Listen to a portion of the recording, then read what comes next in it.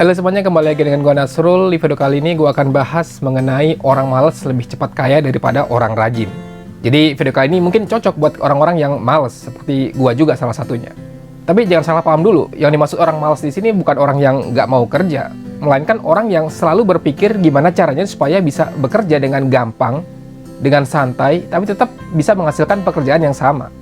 Atau ada juga yang menyebut orang yang bisa bekerja dengan smart. Lalu yang dimaksud kaya di sini bukan orang yang kaya punya banyak uang, tapi lebih kepada orang yang kaya akan skill dan keterampilan. Dengan kata lain, orang yang mempunyai value tinggi atau SDM yang berkualitas. Jadi bisa dibilang mulai sekarang orang-orang malas lah yang mempunyai nilai atau value tinggi di market. Sekarang udah bukan zamannya lagi orang yang berhasil dalam karir adalah orang yang rajin bekerja atau orang yang bekerja dengan sungguh-sungguh. Dengan kata lain, kalau kita hanya bekerja dengan sungguh-sungguh apa yang diminta oleh atasan, kita nggak akan bisa jadi SDM yang berkualitas atau mempunyai value tinggi. Kita cuma jadi karyawan yang rajin bekerja. Zaman dulu memang orang yang rajin dan mampu mengerjakan semua yang diminta oleh atasan, mereka akan berhasil. Tapi zaman sekarang itu udah nggak berlaku lagi. Dan justru yang lebih penting adalah kita harus mencari cara gimana supaya kita bisa malas-malasan kerja dengan tetap mendatangkan hasil yang sama. Nah, lalu kenapa orang yang rajin mengerjakan apa yang diminta oleh atasan ini nggak bisa jadi SDM yang berkualitas atau yang mempunyai value tinggi? Jawabannya adalah karena secara perlahan-lahan pekerjaan tersebut akan tergantikan oleh sistem. Pekerjaan input data, kemudian analisis data, terima reservasi, bikin penawaran. Sekarang udah banyak sistem atau tools yang bisa menggantikan pekerjaan manusia. Yang mungkin 10 atau 20 tahun yang lalu masih dibutuhkan banyak orang untuk mengerjakan itu secara manual.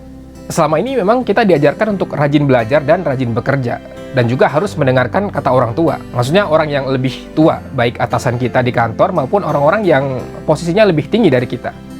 Nah, hal itu memang nggak ada salahnya, karena mereka adalah orang-orang yang mempunyai lebih banyak pengalaman dari kita. Dan mereka paham betul mengenai know-how dalam bisnis atau pekerjaan tersebut. Makanya selama ini, asal kita rajin bekerja dan dengerin apa kata bos, siapapun akan bisa sukses dan menjadi SDM yang berkualitas, yang mempunyai value tinggi.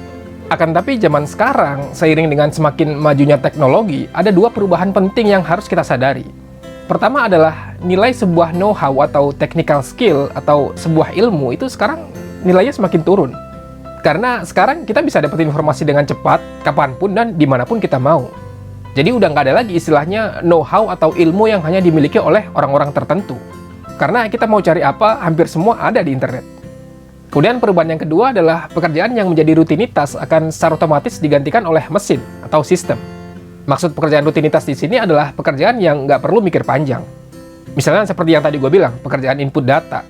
Entah itu database customer atau data penjualan, kemudian juga resepsionis kantor yang kerjanya hanya terima tamu, angkat telepon, transfer telepon. Lalu pekerjaan seorang sales juga begitu. Meskipun sebagian mungkin masih ada yang susah untuk digantikan oleh sistem. Tapi kebanyakan sekarang udah pakai sistem. Dulu kalau kita mau jualan, mungkin harus nawarin ke teman, bikin spanduk, bagi-bagi brosur, supaya banyak diketahui orang. Tapi sekarang, sambil duduk di kamar, atau mungkin sambil tiduran, kita udah bisa kasih tahu banyak orang di seluruh dunia. Jadi dua hal tersebut, know-how atau technical skill yang dimiliki oleh orang-orang tertentu dan sebuah pekerjaan rutinitas, itu value-nya akan terus menurun. Oleh karena itu, mulai sekarang kita harus bisa berpikir mandiri, mempunyai inisiatif untuk melakukan perbaikan kerja atau menciptakan sesuatu yang baru. Kalau kita hanya bekerja sesuai perintah atasan atau hanya mengerjakan apa yang diminta oleh atasan, meskipun kita sungguh-sungguh dan rajin mengerjakannya, tapi tanpa adanya inisiatif, kita nggak akan bisa jadi SDM yang berkualitas atau jadi orang yang mempunyai value tinggi. Contoh yang paling gampang dimengerti, misalnya ada dua staf baru, si A dan si B. Mereka diberi tugas oleh atasannya untuk melakukan survei atau voting ke seluruh karyawan. Katakanlah ada 50 orang di perusahaan tersebut. Kedua staf tersebut diminta untuk menanyakan tentang desain produk baru yang mana yang lebih bagus. Si A ini dia orangnya rajin dan sungguh-sungguh mengerjakan apa yang diminta oleh atasan. Orangnya nggak banyak mikir. Dia keliling nanyain semua karyawan satu-satu. Desain ini gimana? Yang ini gimana? Kemudian si B, dia termasuk orang yang malas. Nggak suka ngerjain sesuatu yang berulang-ulang. Sukanya dengan pekerjaan yang menyenangkan. Dia nggak mau muter-muter nanyain satu-satu ke semua orang seperti si A.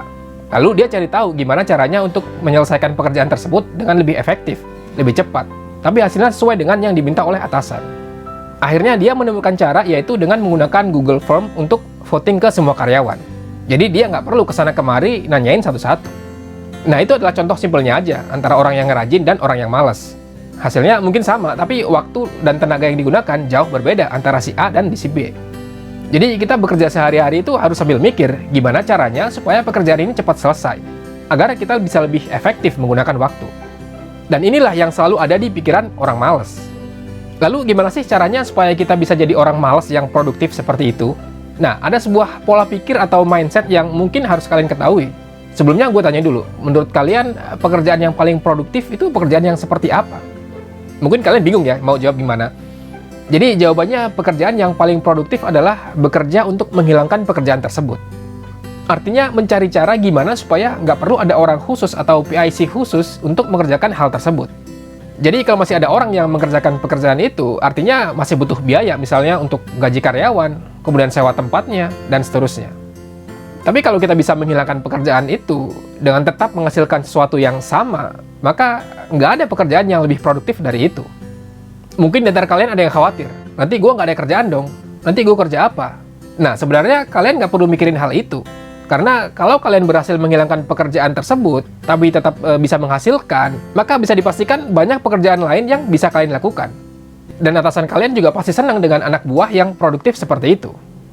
Jadi nggak perlu takut kehilangan pekerjaan.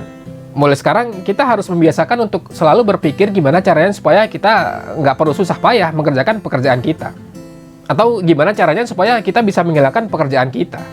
Jadi pekerjaan yang paling produktif adalah bekerja untuk menghilangkan pekerjaan tersebut. Lalu gimana caranya supaya kita bisa menghilangkan pekerjaan tersebut? Atau gimana caranya supaya kita bisa jadi orang malas yang produktif? Jawabannya mungkin kalian udah paham, yaitu dengan menggunakan teknologi. Zaman sekarang bisnis apapun pasti menggunakan teknologi. Jadi kunci utama kalau kita ingin berhasil atau sukses di zaman sekarang adalah kita harus melek teknologi. Udah nggak ada lagi istilah, duh gua gaptek nih, gua nggak ngerti komputer nih, bantuin dong gimana caranya setting ini, dan sebagainya. Nah, kalau kita masih seperti itu, bisa dijamin kita nggak akan bisa jadi SDM yang punya kualitas tinggi atau value tinggi. Kecuali kita punya skill lain yang benar-benar bisa diandalkan.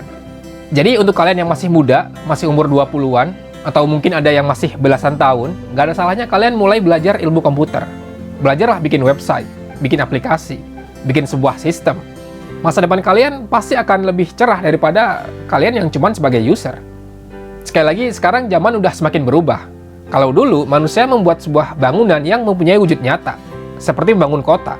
Mereka membangun gedung, rumah, perkantoran, membangun jalan, dan seterusnya. Semua bisa dilihat dengan kasat mata. Sedangkan zaman sekarang, orang banyak membangun sesuatu dalam dunia maya atau di internet yang nggak punya bentuk fisik yang bisa dilihat atau dipegang. Jadi mungkin buat orang yang nggak paham dengan hal itu, mereka nggak akan pernah tahu gimana caranya membangun sesuatu di dunia maya. Saat ini kita semua paham betul gimana caranya hidup di dunia nyata. Kalau lapar ya bikin makanan atau pergi ke restoran. Kalau ingin belajar bisa sekolah, ikut kursus. Kalau butuh uang ya tinggal cari kerjaan. Kita semua paham gimana caranya bertahan hidup di dunia nyata. Tapi dengan semakin berkembangnya internet dalam 10 atau 20 tahun terakhir, muncullah dunia baru yang ternyata bisa membantu kita untuk bertahan hidup di dunia nyata. Yang tadinya harus pergi ke tempat kursus atau pergi ke restoran, sekarang hanya dengan diam di rumah aja kita bisa mendapatkan apapun. Gak cuma makanan atau ilmu, dapat jodoh pun bisa. Oleh karena itu, penting bagi kita untuk bisa juga menguasai gimana caranya untuk hidup di dunia maya.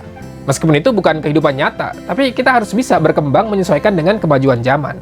Untuk itu, kalau kalian masih muda tapi gaptek, mulai belajar sekarang juga. Oke, sekian dulu video kali ini, mudah-mudahan bisa bermanfaat buat kalian semua. Kalau kalian suka dengan konten seperti ini, jangan lupa untuk subscribe buat yang belum, kemudian klik like dan share juga ke teman-teman kalian. Kalau ada komentar atau saran, boleh silahkan tulis di kolom komentar di bawah. Kita ketemu lagi di video berikutnya. Sawadee, mata.